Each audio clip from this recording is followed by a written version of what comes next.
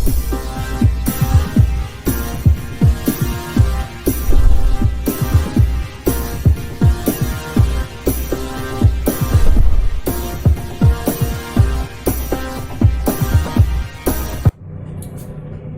दोस्तों, मैं निर्मल सर आपके अपने YouTube चैनल सक्सेस मंत्रा क्लासेस में आप लोगों का स्वागत है। आज हम एक नया टॉपिक लेके आए हैं जो इससे पहले आप लोगों के लिए एक वैदिक संस्कृति के सामान्य परिचय बताया था। आज हम देखेंगे वैदिक जो संस्कृति है उसमें उनका समाज कैसा है, उनका अर्थव्यवस्था कैसा रहा और उनका धर्म और संस्कृति कैसा रहा, उसके बारे में चर्चा करेंगे। ठीक है, तो आइए हम पढ़ते हैं। तो पहले देखते हैं कि हमें जो वैदिक में जो पूर्व वैदिक है, जो पूर्व वैदिक काल है या जिसको हम ऋग्वैदिक काल कहते हैं,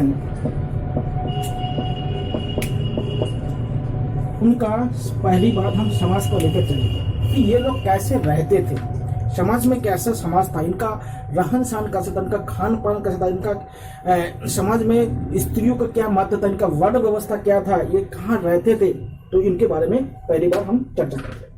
देखिए, पहली बार समझ लीजिएगा, जो आर्य आए थे और आपको बताया था कि जो आर्य लोग जब यहाँ पे आए थे तो क्या थे, पशुपालक थे। यानी पशुपालक थे तो क्या इनका जीवन घुमक्कर हुआ करते। तो जो पूर्व वैदिक समाज या ऋग्वैदिक जो समाज है, इनमें क्या अधिकतर लोग क्या है, यानी कबीलाई समाज जीता था। कैसे समाज था इनका, कबीलाई, इनका समाज कबीलाई समाज था। यानी कबीलाई समाज होगा तो क्या होगा, समाज में गतिशीलता कम होगा, समाज में गतिशीलता कम होगा। तो कबीलाई समाज था तो समाज में गतिशीलता, लोग अधिकतर गुफाओं में, कंदराओं में या झोपड़ी बना के रहते थे और जीवन भी क्या था उस प्रकार से स्थायी भी नहीं रहा। ठीक है, अब हम देखते हैं इनके कबीलाई समाज। अब देखते हैं इनमें जो समाज है, तो समाज में मेन इंपॉर्टेंट होता है जो स्त्रियों का स्थिति। जो अब देखते हैं स्त्रियों की स्थिति, यानी समाज में स्त्रियों की क्या स्थिति थी पूर्व वैदिक काल या ऋग्वैदिक समाज में। देखिएगा, ऋग्वैदिक समाज में पुरुष के बराबर स्त्रियों का महत्व था। क्यों? क्योंकि समाज में बाल विवाह नहीं होता था। बाल विवाह क्या था, प्रतिबंधित था। हम लोग जानते हैं कि हमारे वैदिक संस्कृति में 4 आश्रम व्यवस्था है, जिसको ब्रह्म आश्रम, ब्रह्मचारी आश्रम, गृहस्थ आश्रम, संन्यास आश्रम और वानप्रस्थ आश्रम। और एक जीवन को 100 साल का माना जाता है और हर आश्रम को 25-25 वर्ष माना जाता है। तो माना जाता है कि जो ऋग्वैदिक काल है उनमें जो लड़का और लड़की का जो शादी हुआ था वो 25 साल के बाद होता, यानी कुल मिलाकर यहाँ पे बाल विवाह नहीं होता था। जब समाज में बाल विवाह नहीं होगा तो स्त्रियों को शिक्षा का अधिकार दिया जाएगा। अर्थात ऋग्वैदिक समाज में स्त्रियों को शिक्षा का अधिकार था, यानी स्त्रियां भी क्या था, पढ़ती लिखती थी, यानी उनको शिक्षा का अधिकार था। इसके लिए हम देखिए, हमें ऋग्वेद के बहुत सारे ऐसे ऋचा या ऐसे श्लोक या ऐसे सूक्ति मिलते हैं जिनकी रचना स्त्रियों द्वारा की गई है। जैसे घोषा, अपाला आदि महिलाओं का उल्लेख मिलता है जिन्होंने ऋग्वेद के बहुत सारे ऋचाओं या श्लोक को लिखे हैं। तो इससे स्पष्ट होता है कि ऋग्वेद काल में स्त्रियों की दशा समाज में अच्छी थी। दूसरी बात, इस समय विधवा विवाह होता था, विधवा विवाह होता था और इस समय के विधवा विवाह को नियोग प्रथा कहा जाता था। क्या कहा जाता था, नियोग प्रथा कहा जाता था। क्यों? क्योंकि अगर किसी भी स्त्री का अगर पति का देहांत हो जाता तो स्त्री अपने कुल के किसी भी पुरुष व्यक्ति से या अपने देवर से विवाह कर सकता है। जिसे कुल के किसी पुरुष से या देवर से विवाह कर सकते थे। इससे क्या था, समाज में विधवा विवाह प्रचलित था। ठीक है, अब दूसरी बात क्या था कि स्त्रियों को पुरुष के बराबर धार्मिक कर्म कांड में भाग लेने का अधिकार था।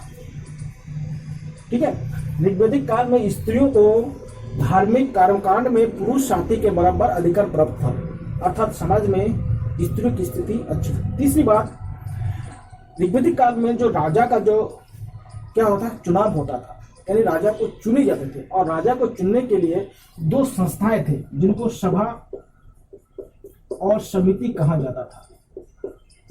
सभा और समिति में स्त्री और पुरुष दोनों होते थे, यानी सभा और समिति में क्या है, स्त्री प्लस पुरुष दोनों भाग लेते थे। तो इससे स्पष्ट है कि ऋग्वैदिक काल में जो महिलाएं थी वो क्या था, उनकी स्थिति समाज में अच्छी थी।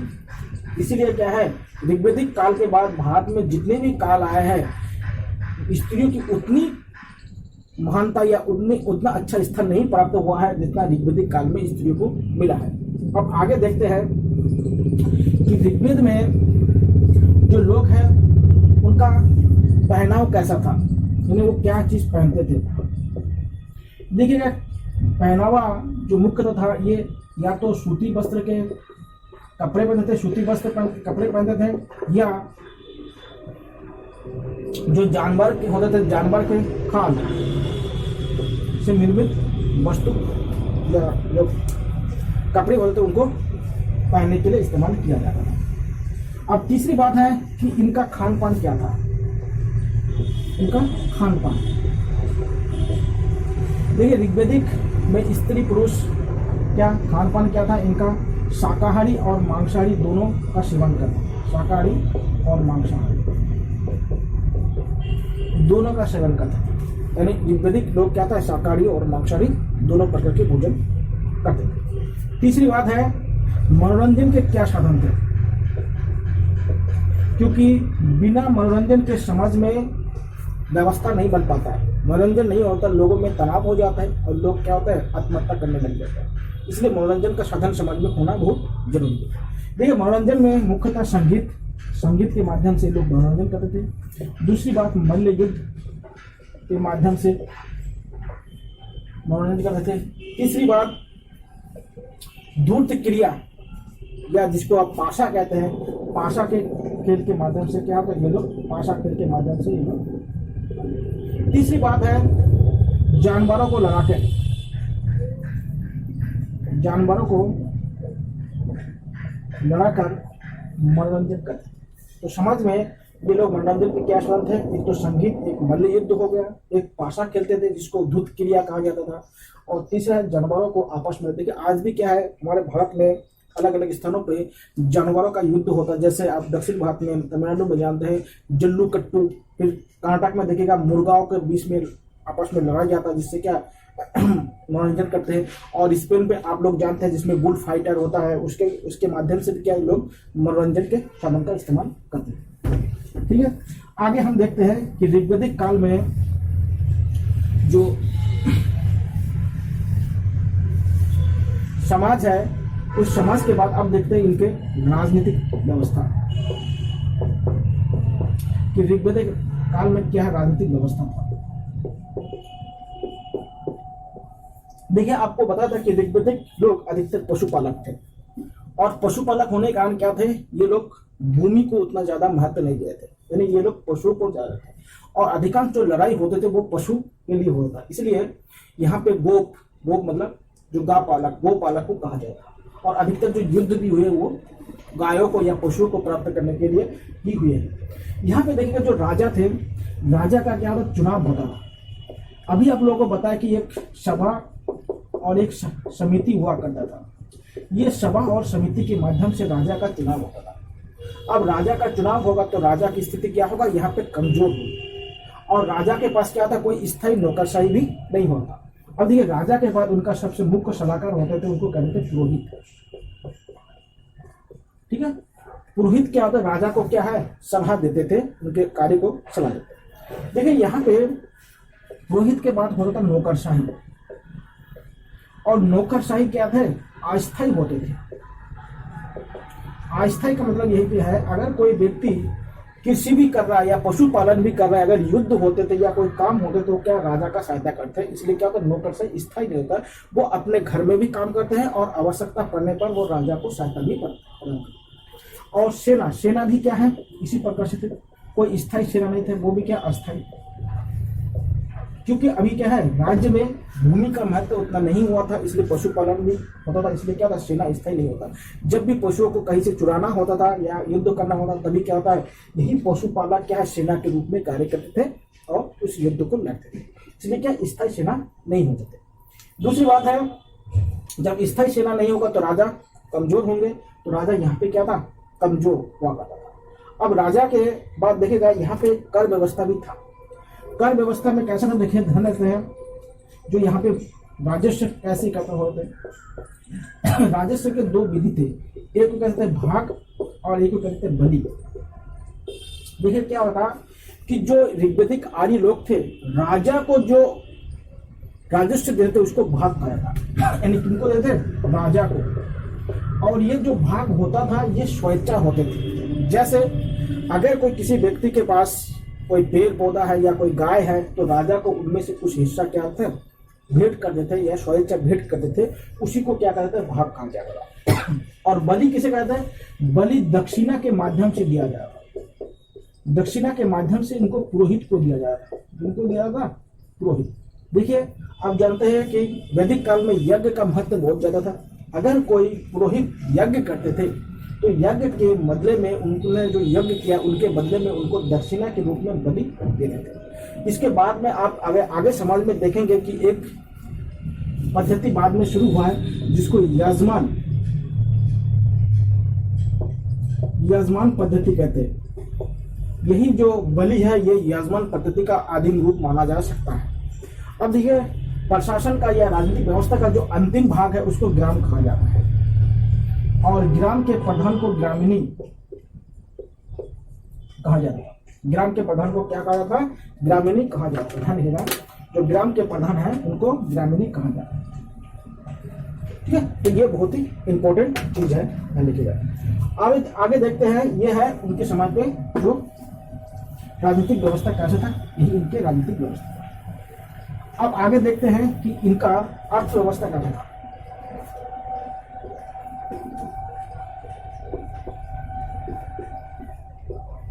अब अर्थव्यवस्था में मुख्यतः हम जानते हैं कि जो ऋग्वैदिक लोग हैं ये क्या थे, पशुपालक थे।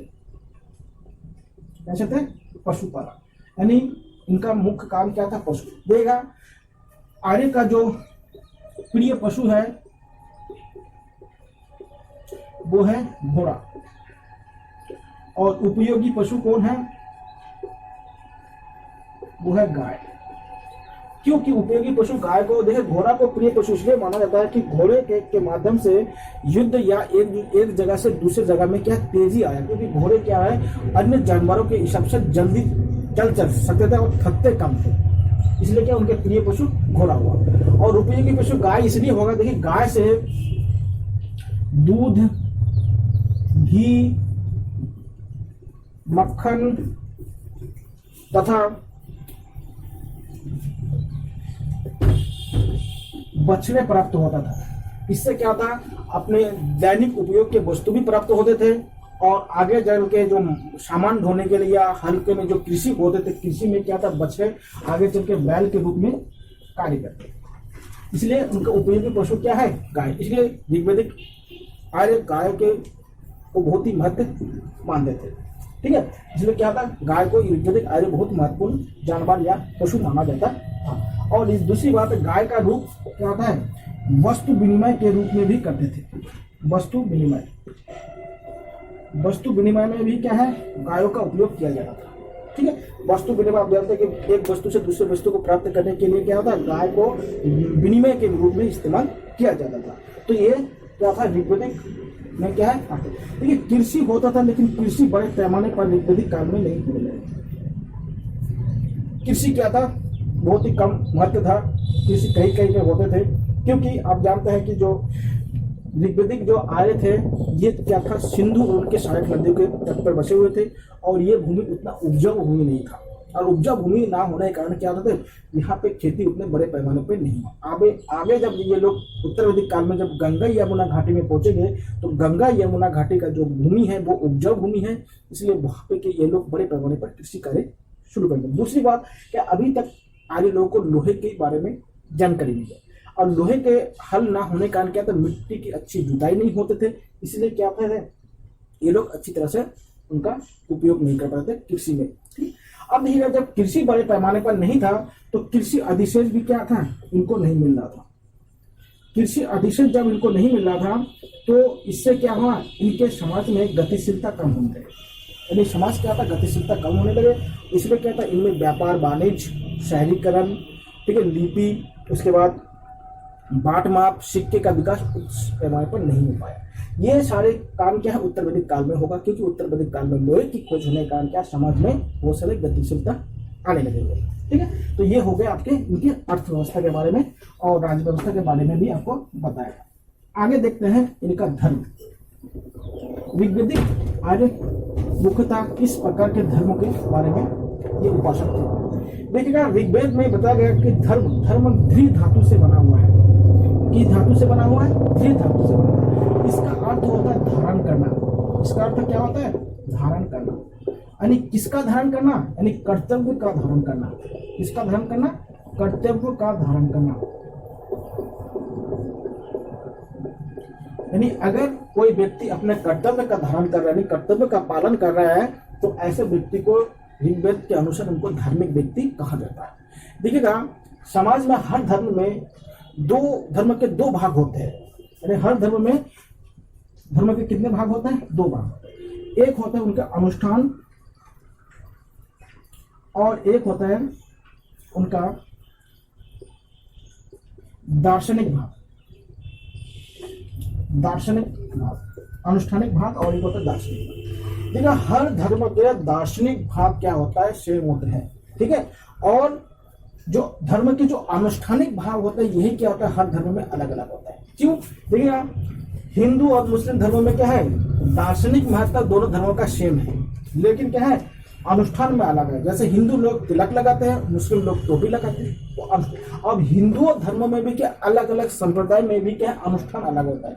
शैव वाले अलग अनुष्ठान करते हैं और वैष्णव वाले अलग अनुष्ठान करते हैं। इसलिए क्या धर्म का जो अनुष्ठान वाला भाग है, यही क्या होता है, अलग होता है। लेकिन दार्शनिक जो भाग होता है धर्म का, वो क्या होता है, प्रत्येक धर्म संप्रदाय के लिए वो एक जैसा होता है। इसलिए दुनिया में जितने भी धर्म के नाम पे जो युद्ध होता है, वो अनुष्ठान के लिए युद्ध होता है, दार्शनिक भाग के लिए कोई युद्ध नहीं होता। अब देखिए इस समय के धर्म कैसा था।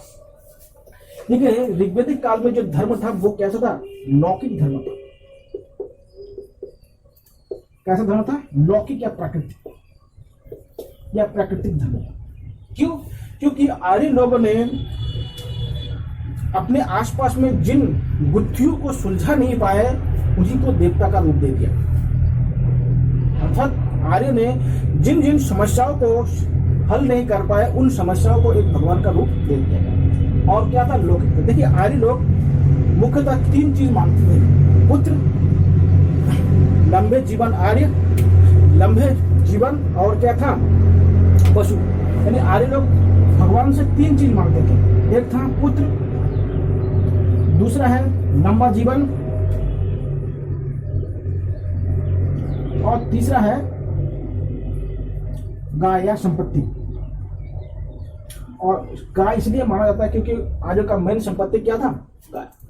तो आर्य लोग देखिएगा, आज भी हमारे समाज में अगर किसी बुजुर्ग का पैर छूते हैं, तो महिला अगर पैर छूती है तो क्या होता है, उसको आयुष्मान पुत्र भवो बोलते हैं, पुत्री भवो नहीं बोलते हैं। ठीक है, क्यों बोलते हैं, क्योंकि ऋग्वेद में बताया जाएगा पुत्र के बारे में। ठीक है, इस समय पुत्र की महत्व क्यों ज्यादा था, इसलिए देखिएगा, क्योंकि आर्य लोग कबीलाई समाज में रहते हैं, और कबीलाई समाज में जो शिकार या जो पशु को चुराना है, उनके लिए क्या था, महिला से के अपेक्षा पुरुष को क्या था, महत्व ज्यादा था। इसलिए क्या था, हर कोई चाहता था कि हमारा ज्यादा से ज्यादा क्या पुत्र पैदा हो, और क्या था, हम ज्यादा से ज्यादा धनवान हो, क्योंकि हर व्यक्ति धनवान बनना चाहता है। और धनवान कैसे बनेंगे, पुत्र होंगे तो धनवान बनेंगे, पुत्र होंगे तो क्या होंगे, ये शिकार कर पाएंगे, शिकार करेंगे तो भोजन ले आएंगे, और दूसरी बात है दूसरे से गाय चुरा के लाएंगे, और गाय चुरा के लाएंगे तो क्या होता है, उसको उतना ज्यादा हिस्सेदारी मिलेगा। महिला को हिस्सेदारी नहीं मिलती, बल्कि पुरुष को हिस्सेदारी मिलती। ठीक है, इसलिए क्या था, इन लोग इन तीनों चीजों को क्या है, ज्यादा महत्व देते। अब देखिए कि इनके जो देवता थे, मेन देवता कौन कौन थे। ठीक है, ऋग्वेदिक काल के जो मुख्य देवता थे वो इंद्र के बारे में 250 श्लोक का उल्लेख मिलता है ऋग्वेद में। इंद्र पर कितना श्लोक का उल्लेख मिलता है, 250। देखिए इंद्र को वर्षा का देवता कहा जाएगा, वर्षा का देवता। दूसरी बात, इन्हें युद्ध का देवता भी कहा जाता है। वर्षा का देवता और युद्ध का देवता किन्हें माना जाता है? इंद्र को माना जाता है।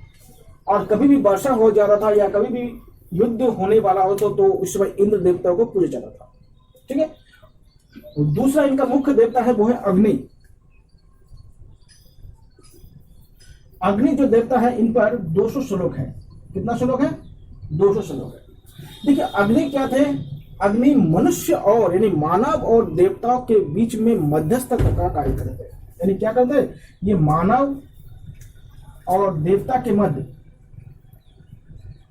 क्या करते हैं? मध्यस्थ का काम करते हैं, यानी मीडिएटर की तरह काम करते हैं। देखिए आज भी क्या हिंदू धर्म में कहीं पर भी धार्मिक अनुष्ठान होता है तो पहले क्या है? दीप यानी अग्नि को जलाया जाता है। ठीक है। इसलिए क्या है? अग्नि के जला जाके क्या था? देवताओं को आमंत्रित किया जाता है, उनको निमंत्रण दिया जाता है। इसलिए क्या था? मध्य देवता और मानव के बीच में जो मध्यस्थ कौन करते हैं? अग्नि के माध्यम से कहा जाता है। ठीक। तीसरी इनके मुख्य देवता है वो वरुण। तीसरी देवता क्या है? वरुण है। वरुण देवता जो है इन पर 33 श्लोक है। कितने श्लोक है? 33 श्लोक है। और वरुण देवता को जल राशि का देवता कहा गया है। इसका देवता कहा गया है? जल राशि। यानी जहां पर भी जल था उनको क्या है? वरुण देवता के रूप में, क्योंकि बाढ़ आती होगी तो बाढ़ से क्या होता है? लोग परेशान थे तो बाढ़ को क्या है? देवता का रूप दे दिया, उसको जल राशि का देवता दे दिया। दूसरी बात है वरुण को ऋतस्य गोपा भी कहा गया है। ऋतस्य गोपा यानी ऋतस्य गोपा का मतलब होता है कि वरुण जो समाज में सामाजिक नैतिकता, जो कहता है सामाजिक नैतिकता स्थापित करने वाला देवता भी कहा गया है। सामाजिक नैतिकता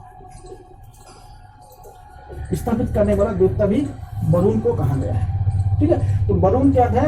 इनको जल राशि का देवता कहा गया। इन पर 33 श्लोक है और इनको ऋतस्य गोपा कहा गया। क्यों? ऋतस्य गोपा का मतलब है इनकी सामाजिक नैतिकता को स्थापित करने वाला देवता कहा गया। अब देखते हैं ऋग्वेद काल में देवताओं को अलग अलग श्रेणी, अलग अलग कोटि में विभाजित किया गया है। देखिए ऋग्वेद में मुख्यतः देवताओं को 3 कोटियों में विभाजित किया गया है। यानी पहले कोटि के जो देवता थे उनको अंतरिक्ष के देवता कहा गया है। दूसरे कोटि के जो देवता है उनको आकाश के देवता कहा गया है। और तीसरे कोटि के जो देवता है उनको पृथ्वी का देवता कहा गया है। तो ऋग्वेदिक काल में देवताओं को कितने भागों में वर्गीकृत किया गया है? वो है 3 भागों में वर्गीकृत किया है। और एक बात है कि ऋग्वेदिक काल में बहुदेववाद को मानते थे। बहुदेववाद को माना जाता है। यानी ऋग्वेदिक जो लोग थे वो एक से ज्यादा देवताओं को पूजा करते थे। इनको बहुदेववाद कहा जाता है। एक बात और ध्यान रखिएगा, जो ऋग्वेदिक लोग हैं वो कहते हैं लौकिक देवताओं को ज्यादा पूजते हैं और इसी संसार में ज्यादा से ज्यादा क्या है? फल प्राप्त करने की आशा करते थे। ये इसी समय देखिएगा स्वर्ग का उल्लेख अभी तक मिला नहीं है। यानी स्वर्ग का या मोक्ष की जो सुख है वो अभी भी इनके अंदर वो विकसित नहीं हो पाए। तीसरी बात यह है कि ये लोग अधिकतर क्या था? प्रकृति पर निर्भर थे और प्रकृति के जो जिन गुत्थियों को सुलझा नहीं पाए उन्हीं को क्या है? देवता के रूप में उसी को क्या है? समस्या का समाधान करने की बात इन्होंने किया है। आगे आप देखते हैं कि जो ऋग्वेदिक लोग हैं इन देवताओं के अलावा बहुत से इनको पशु पक्षी, उसके बाद जल राशि, उसके बाद वृक्ष को भी पूजा करते थे। आप लोग देखे होंगे जो अथर्ववेद है उसमें क्या है? जादू टोना के बारे में भी उल्लेख मिलता है। जादू टोना, तो जादू टोना के बारे में क्या है? आपको अथर्ववेद में मिलता है। तो ऋग्वेदिक जो उत्तरवैदिक काल में क्या जादू टोना के बारे में भी आपको जानकारी प्राप्त होगा। ठीक है दोस्तों, यहाँ तक आज समाप्त करते हैं। Thank you.